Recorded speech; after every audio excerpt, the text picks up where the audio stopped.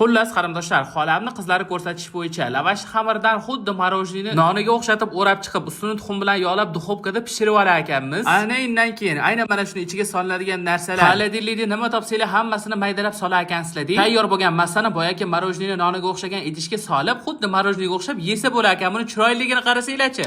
O'xsharmikan-a? Deb turib, mana shu xolamni qizlari ko'rsatgan retseptni sinab ko'rishni boshladim qarindoshlar. Oddiygina lavash xamirni olib, xuddi marojnini noniga o'xshab o'rab, ustidan esa tuxumni sarig'ini yaxshilab surtib chiqdim. Qarindoshlar, men tayyorlayotganim marojnini noniga emas, yalmog'iz kampirni shlyapasiga o'xshab qoldi-yu.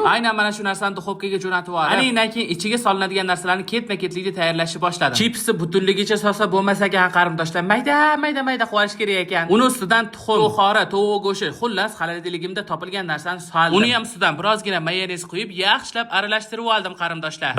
Bay biram ishtaha ochadigan narsa bo'ldi. Qani bitta tuzini ko'raychi deb yeb ko'rdim. Ozgina mayonezi kam bo'lib qopti deb mayonez sovotgan paytimda stol ustiga to'kilib ketsa bo'ladimi? Voy qarindoshlar, shu ham muammo bo'libdimi? Duxovkamni ichidan saldat для дома, ya'ni uy uchun mo'ljallangan salfetkasini olib, stolimiz ustini biram chiroyli qilib artib oldim. Qarindoshlar, bu salfetka shunaqangi universal salfetkaki, bu salfetkani bemalol oshxonaga ham ishlatsanglar bo'ladi, yoki-da shkopinglarni, xolodilliginglarni yoki-da eshiginglarni shunaqa top-toza qilib artib beradi. Ayniqsa rakvinadagi mana bunaqa nikelli narsalarning dog'ini risi zo'r olar ekan. Hammasidan ham eng zo'ri bu salfetka oynalarni shunaqangi zo'r qilib dog' qoldirmasdan artib berar ekan. Ayni bahor chog'ida uy ko'targan paytinglar uyni tozalashga shunaqangi yordam beradi bu Sunlight'ning для дома salfetkalari. Mehmon kelishdan oldin stol ustini ham artishga risi zo'r deb bu. Top-toza deb turgan stolim ustidan ham shuncha chang chiqdi ya. Xullas qarindoshlar, xolamni qizlari ham Sunlight'ning для дома salfetkalarini bir marta ishlatgan bo'lgandami, aniq sizlarga ham tavsiya qilgan bo'lardilar. Xullas, retseptga qaytadigan bo'lsak, lavash xamirning ichiga tayyor bo'lgan massamizni xuddi marojniy solgandek solib chiqib, uni shundoq ukropga botirib oladigan bo'lsak, shunaqa chiroyli marojniyli salat bo'lar ekandek qarindoshlar. Bay biram mazali ko'rinyapti. Hurmatli kelinlar, shunaqa zo'r qarindoshinglar bor. Sizlarga ham shunaqa zo'r retseptlarni qilishni ham o'rgatadi, ham uyni ham tozalashni o'rgatadi ya. Bunaqa qarindosh qayerdan topasizlar? Qani bismillah deb eng asosiy degustatsiya joyini ham boshladim. Voy, bu xolamni qizlari baraka topsin, shunaqangi mazali salat bo'lar ekan. Bu narsani naqadar mazali chiqqanini butunligicha yeyotganimdan bilgan bo'lsanglar kerak. Xullas, retsept rosa zo'r ekan qarindoshlar. Obvязательно uyda sinab ko'ringlar. Qarindosh, retsept rosa zo'r ekan-u, lekin Sunlight для дома salfetkalarini qayerdan olamiz deydigan bo'lsanglar, hammamiz biladigan uzun marketga kirib Sunlight deb yozamiz va birozgina pastga tushib qarasangiz, men hozirgina sizga ko'rsatgan Sunlight для дома salfetkalari. Aynan mana shu yerdan uyingizni top-toza qilishga yordam beradigan для дома salfetkalarni butun O'zbekiston bo'ylab zakaz qilishingiz mumkin qarindoshlar.